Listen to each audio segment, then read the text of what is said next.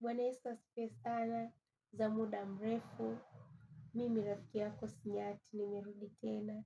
Siku ya leo nina neno la pekee sana juu yako. Katika kitabu cha Zaburi mlango wa 106 mstari wa kwanza, Biblia inasema mshukuruni Bwana kwa kuwa ni mwema, kwa maana fadhili zake ni za milele.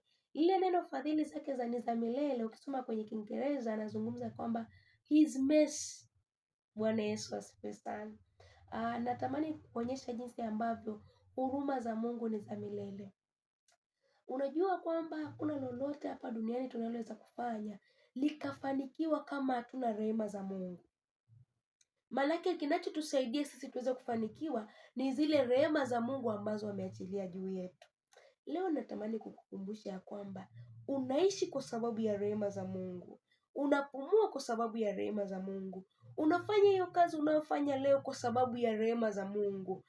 Unakula hicho chakula unachokula ni kwa sababu ya rehema za Mungu. Uko kwenye hicho kitu ulichokikalia kwa sababu ya rehema za Mungu. Kuna siku niliwahi kutembelea hospitali, niliwakuta watu wanapumulia mipira, wengine nimewakuta hawana miguu, hawana mikono, lakini bado na wamekumbuka ya kwamba kuna rehema za Mungu kwa sababu tu ile pumzi hata ndogo ambao wanaipata. Leo mwana wa Mungu uko mahali hapo ulipo. Yamkini kuna shida unazozipitia. Yamkini kuna vitu ambavyo ulimwomba Mungu kwa muda mrefu hajawahi kukujibu.